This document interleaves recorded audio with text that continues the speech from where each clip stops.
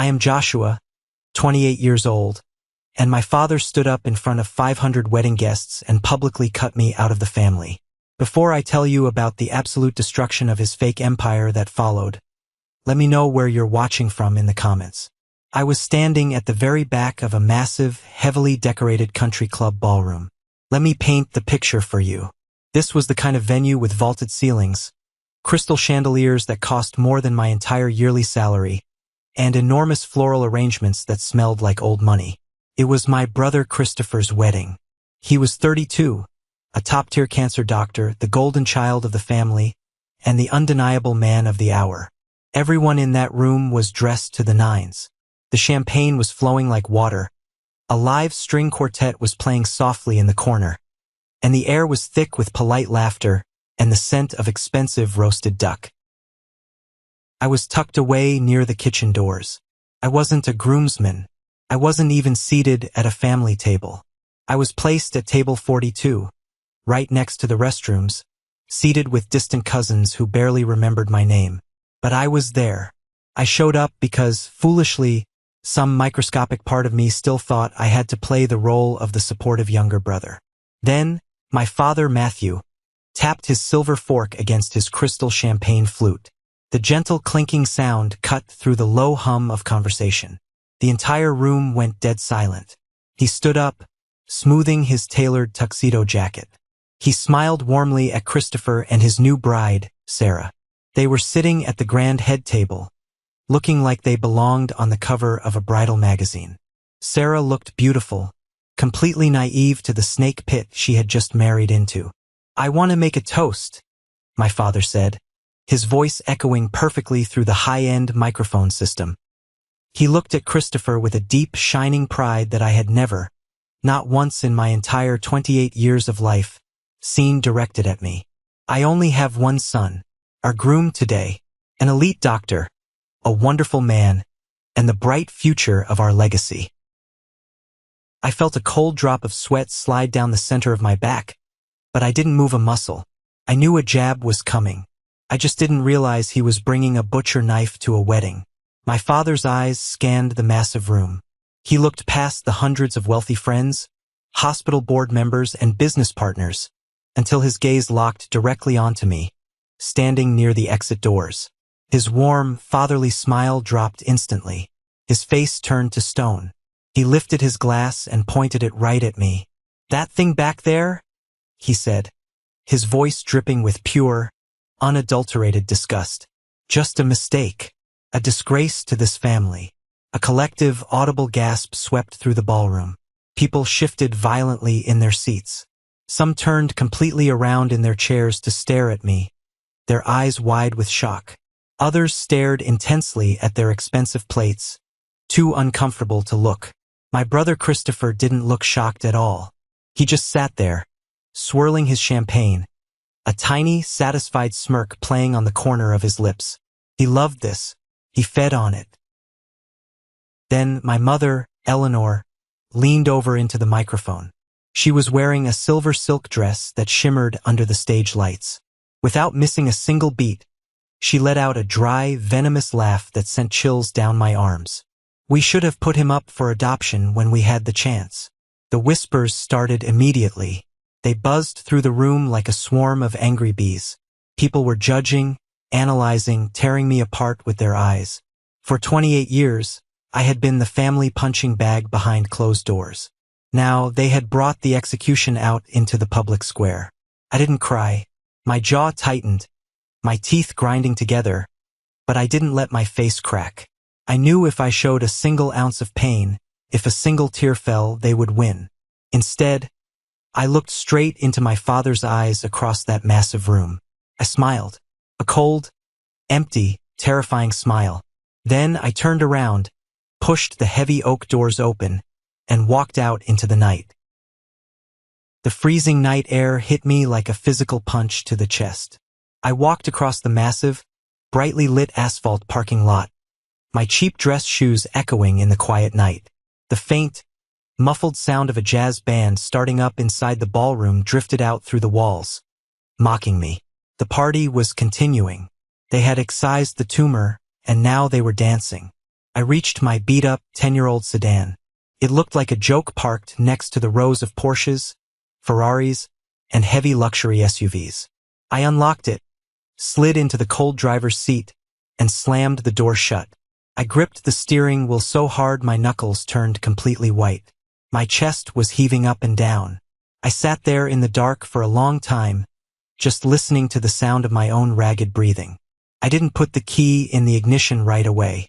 I just let the absolute weight of the humiliation wash over me, feeling the burn of it pumping through my veins. They thought they had finally broken me.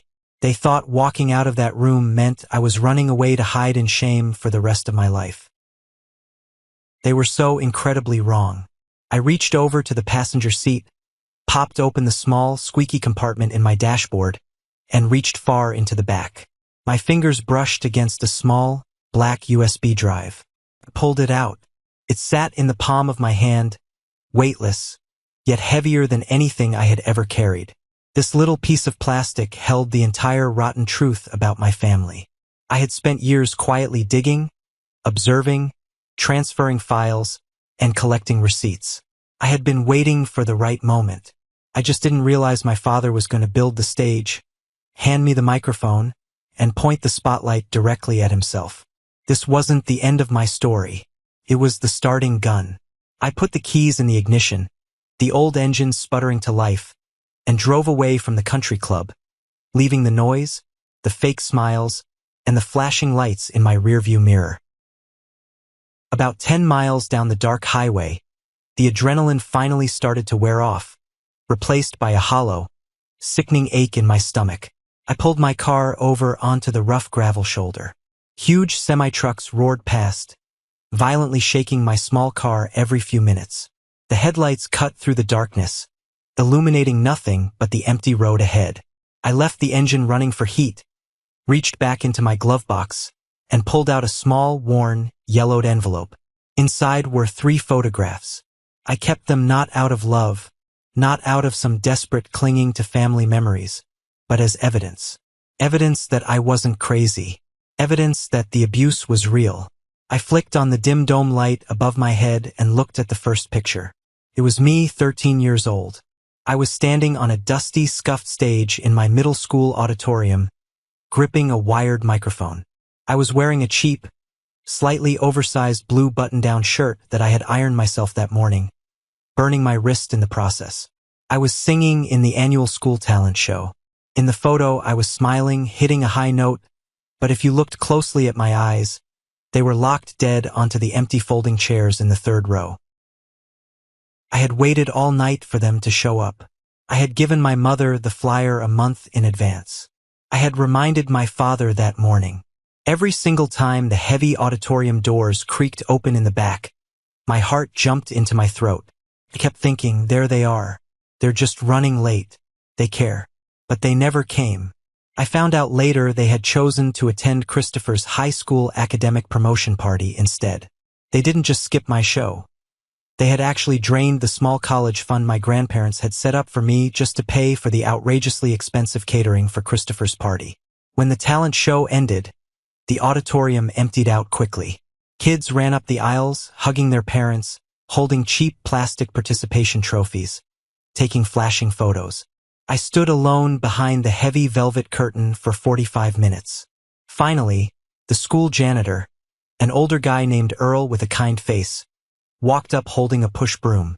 He looked at me, looked at the empty seats, and asked softly if I needed him to call someone for a ride. I lied. I told him my dad was waiting out front. I walked 3 miles home in the freezing dark that night. When I finally dragged myself up the driveway, the house was completely dark. They were still out at a fancy restaurant, celebrating Christopher's genius. I walked inside, went straight into the downstairs bathroom, locked the door, sat on the freezing cold tile floor, and cried so hard I threw up in the toilet. I remember standing up, gripping the edges of the sink, looking in the mirror at my red, swollen, pathetic face and telling myself, if I were just a little smarter, a little better, if I didn't cause so much trouble, they would have come. It took me 15 years of therapy and agonizing self-reflection to realize that you can never be good enough for people who are fundamentally determined to see you as a burden. I slid the first photo to the back of the stack and stared at the second one. It was a Polaroid picture of me and my grandpa Samuel. He was my father's dad, but they couldn't have been more different. Samuel was a tough, gritty, blue-collar mechanic who built his entire life with his own two calloused hands. In the picture, we were sitting on his wooden back porch, drinking lemonade. My small, pale hand was completely lost inside his big, grease-stained one. Grandpa Samuel was the only person in that entire bloodline who ever looked at me and actually saw a human being. He saw right through my father's tailored Armani suits and my mother's fake, rehearsed country club smile. He knew the massive suburban house I was living in wasn't a home. It was a pressure cooker of emotional abuse and neglect. He died of lung cancer when I was 19. I still vividly remember the smell of the damp earth and the rain at his funeral. My parents barely shed a single tear. They stood by the casket, shaking hands, handing out business cards, treating his funeral like a corporate networking event. Christopher spent the entire service texting a girl he was trying to sleep with. But a week before he passed, Grandpa Samuel called me alone into his sterile, beeping hospital room. His breathing was terribly shallow, his skin pale and thin like paper, but his eyes were sharp and entirely focused. "Joshua," he told me, gripping my wrist with a surprising amount of strength for a dying man. He pulled me close so I could hear his raspy voice. "Do not beg for love from empty people. Do you hear me? Your father is a hollow suit. Your mother is a ghost wearing jewelry. They will bleed you dry to feed that brother of yours. You are stronger than all of them combined. Don't let them break your spine." He didn't just leave me with words. He knew exactly what my parents were capable of. Without telling my father, my mother, or his own lawyer, he left a small, secret bank account strictly in my name, set up through a friend of his at a local credit union. It wasn't a massive fortune, but it was exactly enough to get me out of that toxic house, rent a terrible studio apartment, and put me through community college to learn software engineering. If my father had known about that money, he would have dragged me to court, fought for custody of the funds, and found a legal loophole to steal every single cent to buy Christopher a new car. Grandpa Samuel saved my life from the grave. Looking at his weathered face in the photo, I touched the glossy paper and whispered a quiet thank you into the empty car. The third and final photo was of my Aunt Mary, my mother's younger sister. For years, I honestly thought she was my only ally left on this earth. When my mother would scream at me for breathing too loudly, Mary would slip me $20 bills when no one was looking. She would send me late-night text messages saying, "Hold on, Joshua. You're doing great. I love you." Right on cue, as if the universe was playing a sick joke on me, my phone buzzed violently in my pocket. The bright screen lit up the dark interior of the car. It was a text from Aunt Mary. "Joshua, sweetie, I am so sorry about what your father said tonight at the wedding. It was completely unacceptable. Are you okay? Where are you going? Please tell me where you are." I stared at the glowing screen, my blood running absolutely cold. A year ago, I would have desperately typed out a reply. I would have pulled over, called her, and poured my broken heart out to her, crying about how much it hurt. But I knew the actual truth now. 10 months ago, I was fixing my mother's MacBook. She had complained it was running slow and demanded I fix it for free.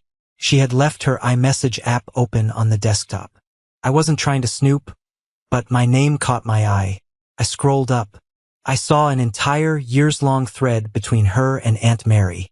Every single time I confided in Mary, every time I told her my struggles, my depression, my plans to move, or how much money I was making at my new job, Mary screenshotted it and sent it straight to my mother. In exchange, I found bank transfer receipts. My mother was paying Mary a monthly salary, essentially a bribe, to keep her quiet about some shady family financial business, and Mary was throwing me under the bus to keep the cash flowing. Mary was literally trading my psychological pain to pay off her credit card bills. I didn't type a reply. I didn't curse her out. I didn't even read the rest of the message. I simply tapped her name, scrolled down, and hit block caller. I tossed the 3 photos back into the glove box and slammed it shut with a loud crack. I was entirely, completely alone. And for the first time in my life, sitting in that freezing car on the side of the highway, I realized that being alone wasn't a weakness. It was a massive tactical advantage.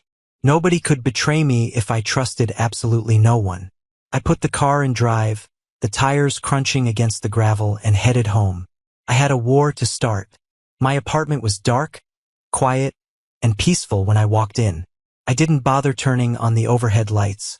I walked straight over to my desk, sat down in my office chair, and plugged the black USB drive into my laptop. The screen glowed, illuminating the dark room and casting sharp shadows against the wall. I clicked on a heavily encrypted folder labeled Taxes_2022. It was a decoy name. Inside were dozens of meticulously organized audio files, scanned bank statements, and intercepted emails. I put on my noise-canceling headphones, took a deep breath, and clicked the first audio file. The sound of clinking martini glasses and a smooth jazz band played in the background. An expensive steakhouse downtown. Then my father's voice cut through the noise. Low, smooth, and sickeningly intimate. "Eleanor only knows the man I pretend to be," my father said. "She's obsessed with the country club, the image. It's exhausting. But you're the real thing. I can't wait to finally leave her. Just give me a little more time to move the assets." He was talking to his mistress. I had planted a micro-recording device under the passenger seat of his Mercedes months ago, when he forced me to detail the interior for him because he didn't want to pay a professional. Listening to the man who constantly lectured me on morality, family values, and religious duty speak to another woman like a love-struck teenager made my stomach physically turn. I closed that file and opened another folder. This one contained the absolute, unvarnished truth about my mother. Eleanor played the role of a wealthy, graceful philanthropist. She organized charity galas and judged other women's outfits. The reality? She was drowning in illegal, suffocating debt. She had a severe gambling addiction that she masked to my father as high-yield angel investments. I had found the paper trail when she asked me to organize her home office for a tax audit. She had taken out massive, predatory loans from shadow lenders, dangerous people who don't care about your country club status. To secure the loans, she had forged my father's signature on dozens of documents. Then I played the most recent audio file. It was my father and my brother, Christopher, talking in my father's private study last Christmas. "Joshua is a literal tumor on this family," my father said, the sound of ice clinking in a Scotch glass following his words. "He's awkward, he's a software nerd, he has no ambition. We just have to tolerate him at the holidays until he finally gives up and moves across the country." Christopher laughed, a dry, cruel, elitist sound. "Don't worry, Dad. He's too pathetic to ever make a real move. He'll always be begging for scraps at the table. Just ignore him." I took the headphones off and laid them on the desk. My hands weren't shaking anymore. My heart wasn't racing. I felt entirely cold, clinical, precise. They had built their entire glittering lives on a crumbling foundation of lies, fraud, and cruelty. It was time to hand them the sledgehammer. There was a heavy, loaded pause on the line. I could hear the sound of his bedsheets rustling. Then, David sighed, the sleep instantly vanishing from his voice. "I'm making a pot of coffee. I'm on my way." 20 minutes later, David was sitting at my kitchen island, drinking terrible, bitter instant coffee out of a chipped mug. I turned the laptop toward him. For over an hour, he didn't speak a single word. He just clicked through the files, reading the forged bank statements, analyzing the loan agreements, and listening to the audio recordings with a hard frown on his face. He took off his glasses, pinched the bridge of his nose, and rubbed his eyes. "Joshua," he said slowly, looking at me like I was holding a live grenade. "This isn't just family drama anymore. This is felony financial fraud. This is extortion. This is a tactical nuke." "I know," I replied. "If you do this," David leaned forward, his ruthless lawyer instincts fully kicking in, "you have to do it clean. No screaming matches, no crying, no emotional outbursts. That's what they expect. You hit them where it actually hurts. Their pride, their money, their fake standing in the community. He pointed a finger at the glowing laptop screen. Your dad cares about his reputation and his ego. Your mom cares about the illusion of endless wealth. And Christopher cares about looking like a flawless god to his new wife and his hospital board. We strip it all away at exactly the same time. I nodded slowly. How do we do it? We put them in a room where they think they have the absolute upper hand. David smirked. Then we lock the door, throw away the key, and hand them the evidence. Before we finalized the logistics of the plan, I reached over and opened one last, hidden folder on the desktop. You need to see this, I said, my voice hardening. This is Christopher. I opened a series of forwarded emails. A few years ago, Christopher had lazily handed me his old laptop, demanding I transfer his files to his new MacBook because he was too busy saving lives to do it himself. He was so incredibly arrogant that he just assumed I was too stupid or too intimidated to look at his personal files. Christopher had known about our father's affair for 3 solid years. He even had private investigator photos of Matthew and his mistress walking into a hotel. But he didn't tell our mother. He didn't defend the sanctity of the family he preached so much about. Instead, he used the incredibly damaging information to systematically blackmail our father.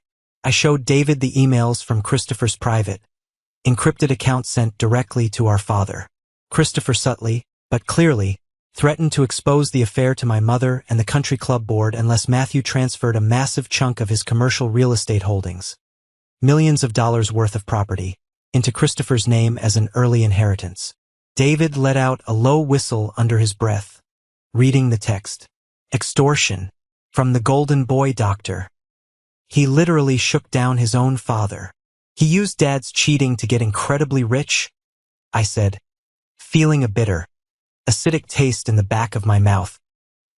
He let Mom live an absolute lie, looking like a fool, so he could buy his Porsche and fund his lavish lifestyle. That means Christopher's new wife, Sarah, has absolutely no idea she just married a clinical sociopath, David noted, leaning back in his chair. Exactly, I said, tapping the desk. Sarah comes from extremely old, very conservative money. Her family values reputation above breathing. She thinks she married a modern-day saint who cures cancer. We absolutely have to invite her. David smirked, a dangerous, predatory look in his eyes. We invite them all to dinner. The prodigal son seeking forgiveness. They won't be able to resist. The next morning, the sun was barely up, but I was wide awake.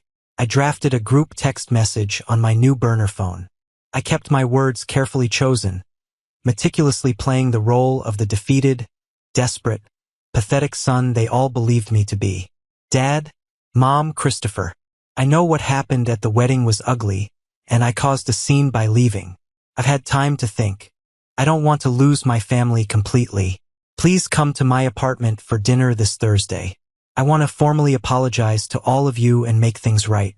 Sarah, you are more than welcome to come too. It took exactly 3 agonizing hours for my father to reply. His text was short and sharp. We will be there at 7 p.m. sharp. Do not waste our time, Joshua. They were coming. They wanted to see me physically crawl.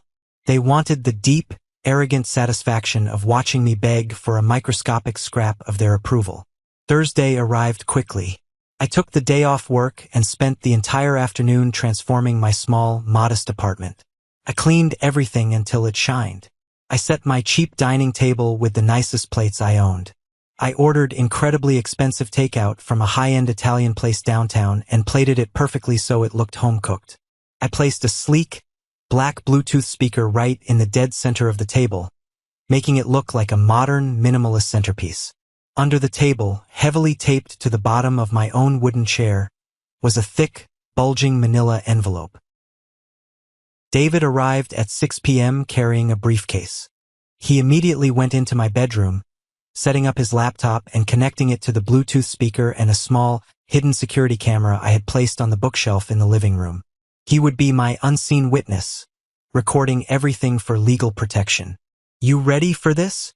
David asked, adjusting his tie and looking at me seriously. "I've been preparing for this for 28 years, I replied, rolling up my sleeves. "Let's burn it down."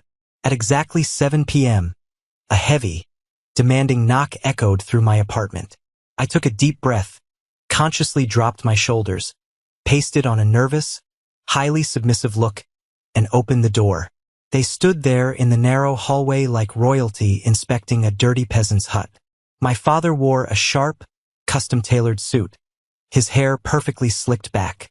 My mother wore an excessive amount of pearls and clutched a designer leather bag like someone in the building might steal it. Christopher looked incredibly smug, wearing a cashmere sweater, holding Sarah's hand.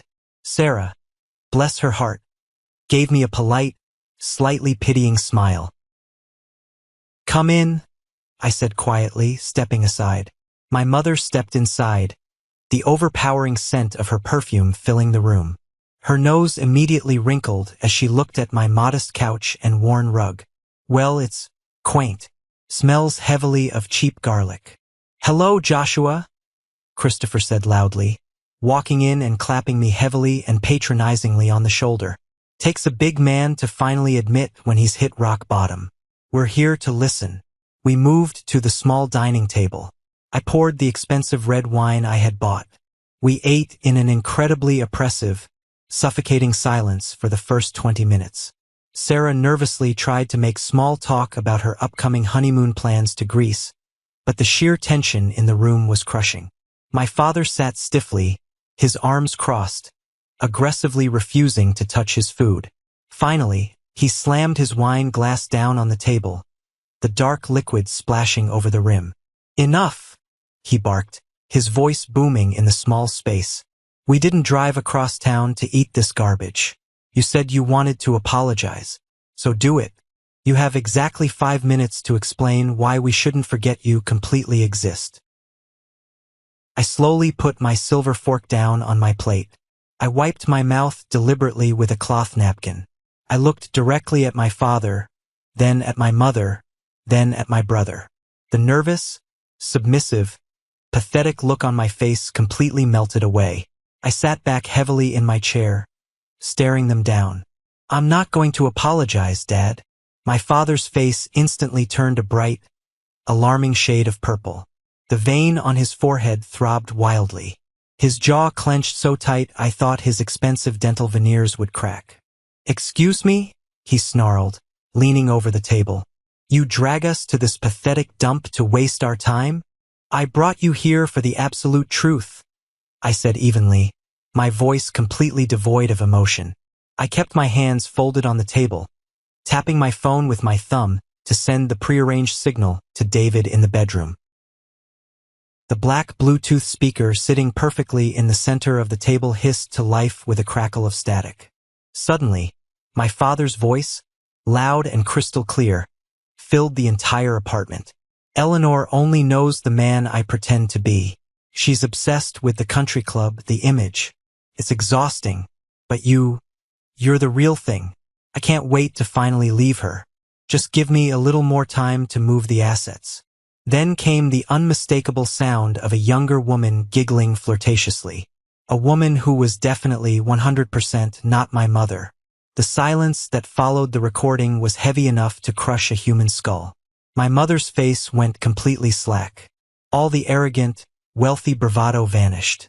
The color violently drained from her cheeks until she looked like a wax figure. She stared blankly at the black speaker, her mouth opening and closing rapidly like a fish out of water, but no sound came out. Christopher violently leaped out of his chair, knocking it backward. "Turn that off!" he yelled, his voice cracking with sudden panic. My father lunged aggressively across the dining table. He grabbed his heavy crystal wine glass and hurled it directly at the speaker. The glass missed, shattering against the drywall, sending deep red wine splashing violently across the white paint like a crime scene. In his frantic lunge, a sharp, jagged piece of the broken crystal sliced deeply across his palm. Thick, bright red blood immediately began dripping heavily from his hand, splattering loudly onto the pristine white tablecloth. "You vindictive little rat," my father hissed, gripping his bleeding hand to his chest, his eyes wild with rage. "You illegally recorded me? You think you can use some fake, edited audio to ruin my life?" "It's not fake, Matthew," I said, refusing to call him Dad. I didn't flinch, didn't blink. And trust me, that's not even the best part. This is a moment that changed everything, when I finally regained control of my life. Thank you for your patience in getting this far. You are amazing. Please help me like the video and leave a comment with the number 1 below so I know you've been with me this far. This will not only help more people find this story, but also let me know that my experiences are meaningful to someone. Your support is the biggest motivation for me to continue sharing the rest of this journey. I reached under my chair, violently ripped the thick manila envelope free from the duct tape, and threw it hard onto the center of the table, right next to the pool of my father's blood. Glossy photos, heavily highlighted bank statements, and printed emails scattered everywhere across the wood. "Look at the photos, Mom," I commanded, my voice echoing off the walls. Eleanor, trembling so violently her pearl necklace rattled, reached out and picked up a glossy 8x10 photograph.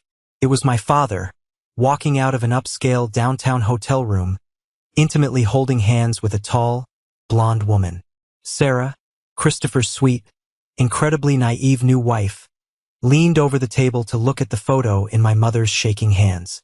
She gasped incredibly loudly, her hand flying to cover her mouth in pure shock.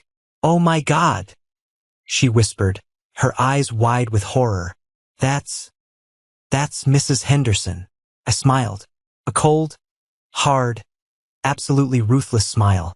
Bingo! Dad's mistress isn't just a random woman. It is the wife of the chief of medicine at Christopher's hospital, Mr. Henderson, the exact man who holds Christopher's career, his promotions, and his medical license in his hands. My father stumbled backward, knocking into the wall, his face twisting in genuine, unadulterated panic. "You wouldn't. I already sent the encrypted file to his private email an hour ago." I lied completely effortlessly, watching the life drain from my father's eyes. "No!" Christopher screamed, grabbing his hair, his polished, elite demeanor completely shattering into a million pieces. "My job, my reputation, you ruined me." "But wait, Christopher, there's more," I said, pointing aggressively to the stack of bank statements. "Mom, care to explain these documents to the family? The massive, illegal loans you took out from shadow lenders to pay off your crippling gambling debts? You forged Dad's signature on all of them to get the cash." My father violently whipped his head toward my mother, completely ignoring his bleeding hand. "What the hell is he talking about, Eleanor? It was just a mistake," she sobbed, black mascara running heavily down her face, ruining her perfect makeup. "I was going to win it back at the tables. I swear." I looked directly at Christopher and Sarah. "Sarah, you know that beautiful, multimillion-dollar new mansion Christopher told you his parents bought you both for a wedding gift? Check the second page of that loan agreement." Sarah grabbed the heavy legal paper with shaking hands. Her eyes frantically scanned the dense legal jargon until she found the highlighted section. "It's listed as collateral," she said, her voice hollow and dead. "The house is leveraged against Eleanor's illegal loans. If she defaults, the bank takes the house. We own nothing." Christopher fell to his knees. He literally dropped to his knees on my cheap laminate floor. The golden child, the elite cancer doctor, the man who had everything, kneeling in front of the brother he called a worthless tumor just days prior. "Joshua, please," Christopher begged, real tears streaming down his face, his voice high and pathetic. "Please don't say anything else. We can fix this. I'll give you money, whatever you want. Just stop." I looked down at him, feeling absolutely nothing but cold disgust. "I don't want your dirty money, Christopher. You blackmailed Dad for his commercial real estate to keep his affair quiet. Did you tell your new wife about that? That your massive inheritance is actually just extortion money?" Sarah let out a horrific, guttural sob that tore through the room. She looked down at Christopher kneeling on the floor like he was a terrifying, unrecognizable monster. "You make me absolutely sick," Sarah whispered, physically backing away from Christopher until she hit the front door. "Sarah, baby, wait. I can explain," Christopher pleaded, reaching his hands out toward her from the floor. She violently slapped his hand away. With trembling fingers, she grabbed the massive diamond ring off her finger and threw it as hard as she could. It hit Christopher square in the chest and bounced onto the floor, rolling under the couch. "I'm calling my lawyer right now," she cried. "We are getting a divorce. Do not contact me." Sarah turned, ripped the door open, and ran out into the hallway, the heavy wood slamming shut behind her with a deafening bang. With Sarah gone, the entire illusion of the perfect family completely evaporated. My parents turned on each other like starving, rabid wolves trapped in a cage. "You stupid idiot!" My father screamed at my mother, holding his bloody hand, his face inches from hers. "You bankrupt us for blackjack? You forged my name? You're going to prison. You slept with Henderson's wife." My mother shrieked back, grabbing a salad plate and throwing it directly at his head. It missed, shattering against the kitchen counter. "You ruined our status. You lost us everything. Get out," I said. My voice wasn't loud. It wasn't a scream, but it was firm enough to cut right through their chaotic screaming match. They froze and looked at me, breathing heavily. David stepped out of the bedroom, holding his phone up, the red recording light blinking. "You heard him. Trespassing is a crime. And since I am his acting attorney, I highly advise you leave this premises immediately before I call the police for property damage and assault." My father glared at me. It was pure, unfiltered hatred in his eyes. But underneath that hatred, for the very first time in my entire life, I saw something else. I saw genuine, paralyzing fear. He turned around without a word and stormed out the door. My mother stumbled clumsily after him, crying hysterically, clutching her expensive purse like a shield. Christopher slowly got off his knees. He didn't look at me. He didn't say a word. He just walked out the door, looking completely dead inside. The apartment was an absolute disaster zone. There was broken glass everywhere, dark red wine spilled across the walls, and drops of my father's blood drying on the white tablecloth. But the silence that finally settled over the room was the single most beautiful, comforting sound I had ever heard in my entire life. David walked over to the kitchen, grabbed 2 cold beers from the fridge, popped the caps and handed me one. "Well," he said, clinking his brown bottle against mine. "That was downright biblical." I took a long, deep drink of the cold beer. Tasted like absolute victory. Right on cue, my new burner phone started buzzing aggressively on the counter. It was my father calling. Then, a text from Christopher. Then, a voicemail from Aunt Mary. I picked up the phone, calmly went into the settings menu, and deactivated the number entirely. I had bought a new phone and a brand new SIM card earlier that morning. They would never be able to reach me again.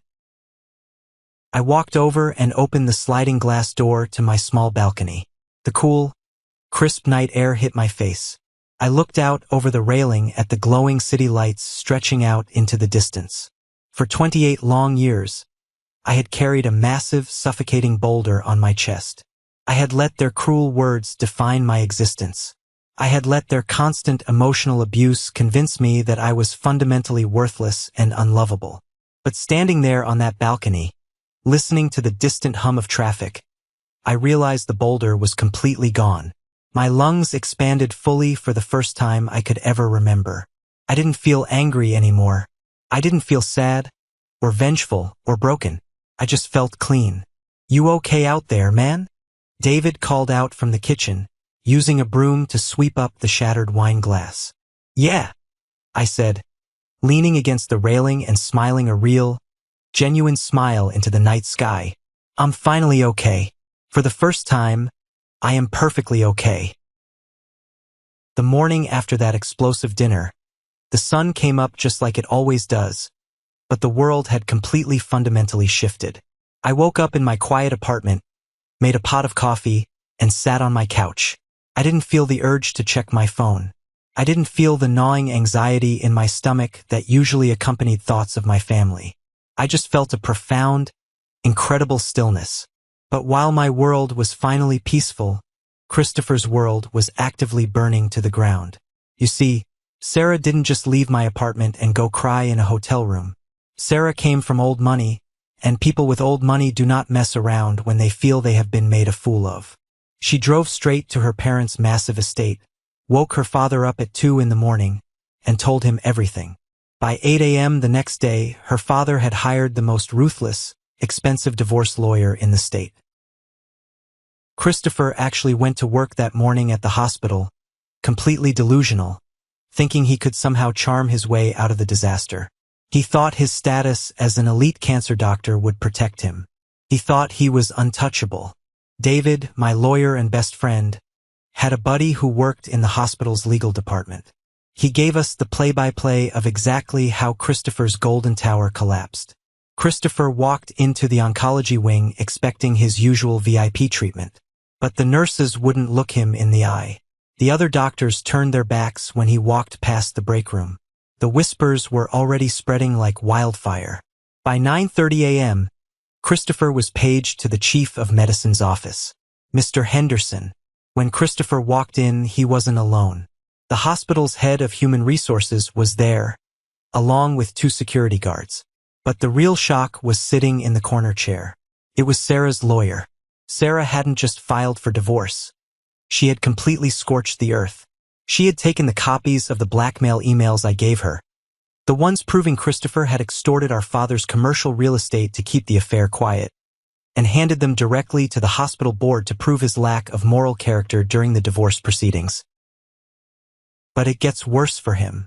You remember the bluff I made at the dinner table? When I told my father I had already sent the evidence of his affair to Mr. Henderson. I didn't actually send it. I didn't have to, because when Sarah's lawyer contacted Mr. Henderson that morning to subpoena financial records regarding Christopher's assets, the lawyer casually dropped the bomb about why the family was imploding. The lawyer told Henderson exactly who my father was sleeping with. Henderson looked at Christopher from across his massive mahogany desk. Christopher was sweating through his expensive tailored scrubs. "Dr. Evans," Henderson said, his voice completely devoid of emotion. "We have built this hospital on a foundation of absolute trust and ethical integrity. I have just been informed that you have been actively blackmailing your own father for a multi-million-dollar inheritance, using his affair with my wife as leverage." Christopher tried to deny it. He stuttered, he panicked. He threw his hands up and blamed me. He told them his brother was a mentally unstable liar who doctored the emails. But Sarah's lawyer calmly slid a thick folder across the desk. It contained the verified digital footprint of the emails. It was undeniable proof. "Your upcoming promotion to head of oncology is permanently revoked," Henderson told him coldly. "Furthermore, your medical license is being flagged for an immediate ethical review by the state medical board pending a full investigation into your financial extortion. Clean out your locker. Security will escort you off the premises." Just like that, the golden child was thrown out into the street. He was escorted through the main lobby, carrying a cardboard box of his belongings, while dozens of his former colleagues and staff members watched in absolute silence. He lost his 6-figure salary. He lost his prestigious reputation, and he lost the one thing he valued more than oxygen: the unearned admiration of everyone around him. While Christopher was being stripped of his medical royalty status, my parents were facing a completely different kind of apocalypse. My mother, Eleanor, had always been a woman who cared exclusively about survival and status. For 28 years, I thought she was deeply devoted to my father, blindly following his lead just to maintain the illusion of a perfect traditional marriage. I was wrong. She wasn't devoted. She was just incredibly calculating. The moment she realized my father's affair with Mrs. Henderson was going to become public knowledge and completely destroy their social standing at the country club, she flipped a switch. The very next morning, before my father even had time to hire a crisis management team, my mother filed for divorce. This was the ultimate betrayal in my father's eyes. He had assumed she would stand quietly by his side, play the role of the loyal, forgiving wife, and help him weather the storm. Instead, she threw him directly under the bus to save herself.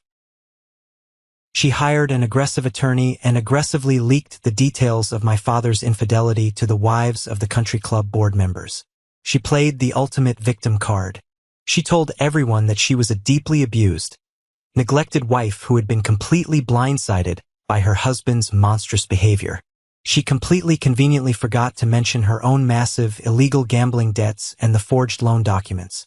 But her brilliant plan to escape with half of my father's assets completely backfired. During the aggressive discovery phase of the divorce, the court ordered a full forensic audit of their finances. The shadow lenders, the dangerous people my mother had borrowed heavily from, didn't care about family drama or country club gossip. They wanted their money. When my mother stopped making the massive monthly interest payments because her accounts were frozen by the court, the lenders executed the collateral clause on the forged documents. They foreclosed on the multi-million-dollar mansion. I actually drove past the neighborhood a few weeks later. I parked down the street and watched. There were two massive moving trucks parked in their perfectly manicured driveway. The bank had seized the property. I watched my father, wearing a wrinkled, cheap suit, carrying boxes out to a rented sedan. He looked 10 years older. His hair was completely graying, his shoulders were slumped, and his face was drawn and hollow. He had lost his job at the investment firm after the extortion and affair rumors severely damaged his professional credibility. My mother was standing on the pristine front lawn, screaming at the movers, clutching her designer handbag like it was a life raft. She had to move into a tiny, run-down apartment complex on the bad side of town because her credit was completely destroyed. The women at the country club who she used to host lavish brunches for completely ostracized her. When she walked into the local grocery store, people turned their shopping carts down different aisles to avoid her. They had spent decades treating me like dirt to build their sparkling, flawless empire. And it took less than 30 days for that entire empire to crumble into absolute dust. As for me, the months following the dinner were a completely surreal experience. I had spent my entire life bracing for impact, constantly waiting for the next insult, the next screaming match, the next brutal reminder that I was unwanted. When that threat was finally removed, I had to completely relearn how to breathe. I took the small amount of money left from Grandpa Samuel's secret college fund, combined it with my saved salary from my software engineering job, and took a massive leap of faith. I quit my corporate job and started my own independent software consulting firm. Without the massive, suffocating weight of my family's constant emotional abuse dragging me down, my mind was finally clear. I poured all my energy, all my focus, and all my newfound freedom into my work. I started pitching contracts to medium-sized tech companies, offering specialized cybersecurity solutions. Because I wasn't constantly exhausted from navigating my parents' toxic minefield, I was sharp, I was hungry, I was effective. Within 6 months, I landed my first massive corporate contract. Within a year, I had to rent a commercial office space downtown and hire 3 junior developers just to keep up with the workload. I was making more money in a single month than I used to make in an entire year. But the money wasn't the best part. The best part was the absolute, undeniable peace. I bought a beautiful, modest 3-bedroom house in a quiet, heavily wooded neighborhood just outside the city. It didn't have crystal chandeliers or a massive gated driveway like my parents' foreclosed mansion. It had a wraparound wooden porch, a big backyard, and a lot of natural sunlight. I adopted a golden retriever mix from the local shelter and named him Sam, after my grandfather. I finally understood what it meant to actually build a real family. Family isn't determined by blood or a shared last name. Blood just means you are biologically related. True family is defined by loyalty, mutual respect, and unconditional support. David became more than just my lawyer. He became my absolute brother. We spent our weekends grilling steaks in my backyard, drinking good beer, and watching football. I started dating a wonderful, intelligent woman named Clara who worked as a high school science teacher. When I told her the entire truth about my past, She didn't look at me with pity or judge me as broken. She just held my hand, looked me dead in the eye, and said, "They didn't deserve a single second of your time." I didn't think about Matthew, Eleanor, or Christopher very often. I didn't actively stalk their social media or ask around town about their misery. Holding on to anger is like drinking poison and expecting the other person to die. I had completely released them. I had evicted them from my mind. I was truly, completely free. Until one rainy Tuesday night in November, exactly 14 months after the wedding. It was a cold, miserable night. A heavy thunderstorm was rolling through the city, shaking the windows of my house. I was sitting in my warm living room, a fire crackling in the fireplace, with Clara reading a book on the couch and Sam sleeping heavily at my feet. Suddenly, the heavy brass knocker on my front door banged loudly, echoing through the quiet house. Sam immediately woke up and barked deeply. I frowned, setting my laptop on the coffee table. I wasn't expecting any packages, and David always texted before he came over. I walked to the front door, flipped on the porch light, and looked through the small glass peephole. My blood ran completely cold for a fraction of a second. But then, a strange wave of profound calm washed over me. I unlocked the deadbolt and slowly pulled the heavy wooden door open. Standing on my porch, getting absolutely soaked by the blowing rain, were Matthew, Eleanor, and Christopher. The visual transformation was genuinely shocking. They looked like hollow, defeated ghosts of the arrogant people they used to be. My father was wearing a cheap, ill-fitting raincoat, his face deeply lined with stress and exhaustion. My mother's hair was flat and wet, her face devoid of expensive makeup, holding a cheap plastic umbrella that was bending in the wind. And Christopher, the golden child, he looked terrible. He was dangerously thin, with dark, heavy bags under his eyes. His posture was completely slumped. After losing his medical license and going through a brutal, highly publicized divorce where Sarah completely cleaned him out, he had been forced to take a minimum wage data entry job just to pay his rent. They stood there shivering, staring at me. I stood in the warm doorway, wearing comfortable sweatpants and a premium cotton t-shirt, looking completely healthy, successful, and at peace.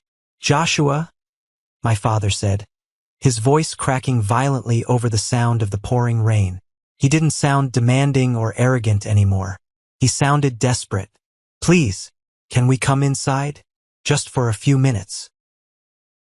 I didn't move an inch. I kept my hand firmly on the doorframe, physically blocking the entrance.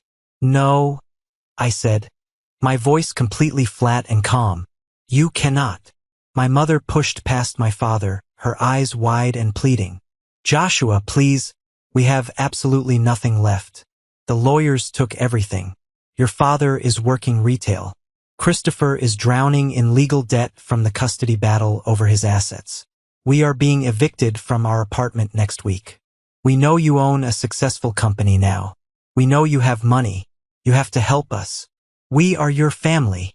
I stared at her. I looked at the woman who had publicly laughed into a microphone at a wedding and told 500 people she wished she had given me away. "You aren't my family," I said quietly. "You are just people I used to know." Christopher stepped forward. He actually looked like he was about to drop to his knees again right there on the wet wooden porch. "Josh, please," he begged, his voice trembling pitifully. "I'm sorry. I'm so incredibly sorry for everything I said, for everything I did.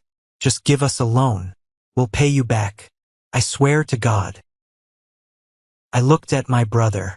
I looked at the man who had gleefully watched our parents emotionally torture me for nearly 3 decades just so he could maintain his superiority. "You aren't here because you are finally sorry for my pain, Christopher," I said, my voice cutting through the sound of the thunderstorm like a razor blade. "You are here because losing me never actually hurt you. Losing yourselves did. You only care now because you hit rock bottom and you see me standing at the top." My father reached a shaking hand out toward the door. "Joshua, you are my son. You can't just turn your back on us. It's cruel." I let out a short, completely humorless laugh. I looked at all 3 of them, standing in the cold rain, completely broken by their own horrific choices. "Cruel?" I asked softly, You called me a mistake in front of 500 people.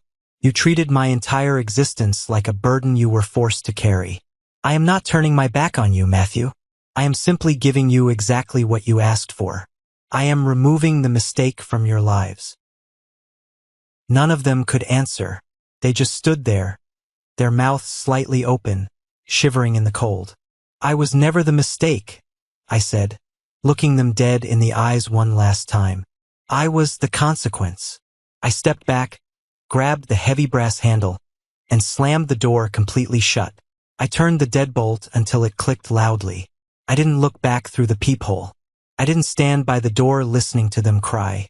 I simply walked back into my warm living room, sat down next to Clara, pet my dog, and opened my laptop to get back to work. I never saw or spoke to any of them ever again. That was 3 years ago.